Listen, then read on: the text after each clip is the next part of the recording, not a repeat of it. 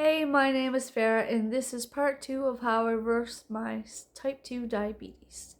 In the first video, I was a little bit vague and I didn't really tell you any of the things that I changed in my diet or anything that I did to reverse my diabetes. So, this video is going to be about how the step by step of how I reversed my type 2 diabetes.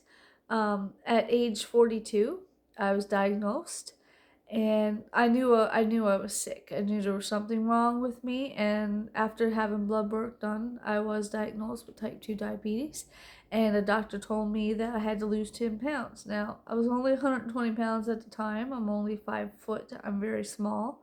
But the doctor told me I had to lose 10 pounds. So, um, it took me 2 months, and in 2 months, I went from 121 pounds down to 97 pounds. Um, how I got there was I had to change some of my eating habits. I spoke to a dietitian. I already knew that white bread had to come out of my diet. White bread's not good for you. And I tried several different breads, and I settled on light rye. It may be different for anybody else might like whole wheat. I don't like whole wheat. But light rye was a better option for me. So, in selecting a type of bread, it should be a bread with high fiber. Fiber is very important in controlling and reversing your diabetes because fiber helps slow down the process of your food, which allows your body to absorb the sugar instead of staining into your blood. So high fiber is very important. After talking to a dietitian, she told me that I should follow a ratio in looking at a healthy carb. So carbs are bread. So if I'm looking at a healthy bread, it should be 1 gram of fiber per 15 carbs. So if you follow that ratio for any carb that you're eating, um, it's a better ratio to be following. It's healthier for you. It's considered a healthy carb. So I my diet was pretty much vegetables, fruit, meat, and any carbs that I ate had to be a healthy carb. So they had to be a high fiber carb. So I stuck to that, and in 2 months I lost all that weight. So I was down to 97 pounds. And my sugars didn't absolutely went nowhere. The numbers barely ever moved from my fasting blood sugar. So my fasting blood sugar was over 6.5. It was somewhere between 6.5 and 7 is when I was diagnosed.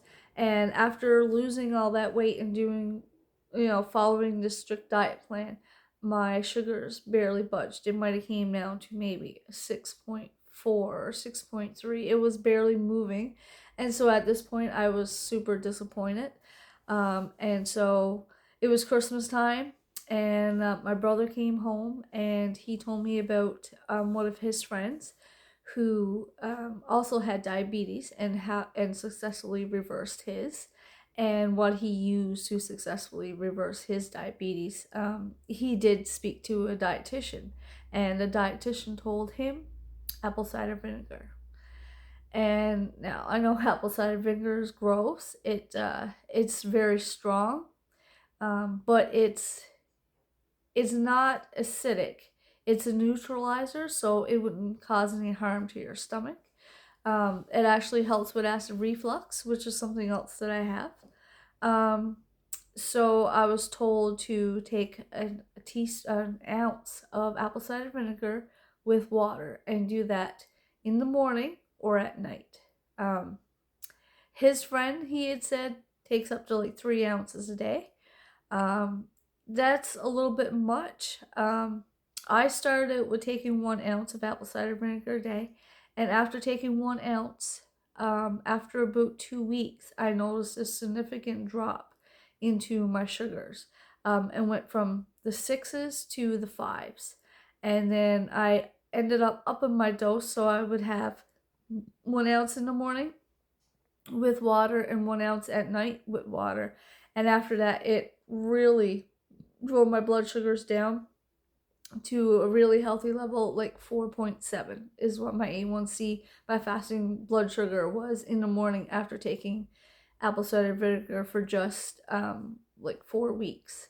And so I wrote down all of my sugars every time I tested my sugar, and I brought this back to my doctor and I showed my doctor, and he was absolutely shocked at the results. And he's like, so what happened here? He said, what did you do differently? He said, for it to come down so much. Because I told him, I said I lost all that weight and none was budging. And when I told him apple cider vinegar, he was shocked. He acted like he didn't even know. I don't know if these doctors know this or they're just trying to keep it a secret, but apple cider vinegar really helped. It reversed my diabetes.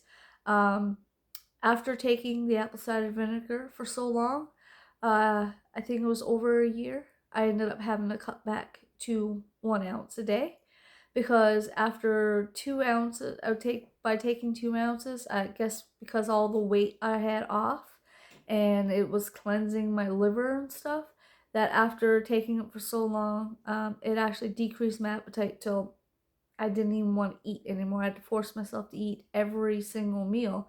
So that's when I decided to cut back my apple cider vinegar um, to 1 ounce a day. And I did that for another year. And then I dropped apple cider vinegar for a year because I started getting, because the only problem with apple cider vinegar that you have to keep an eye on is it is hard on your calcium. So I noticed that after 2 years being on apple cider vinegar, taking 1 ounce a day, because I only did it for a little while for 2 ounces.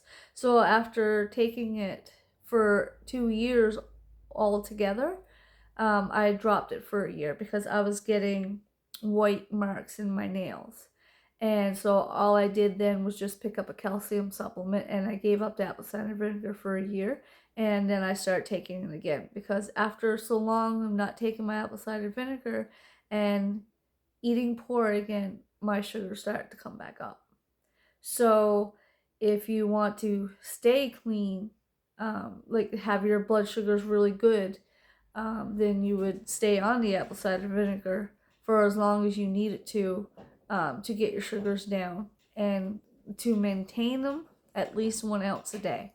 But don't do it in excess, because if you take too much of the apple cider vinegar, it will take a toll on your calcium.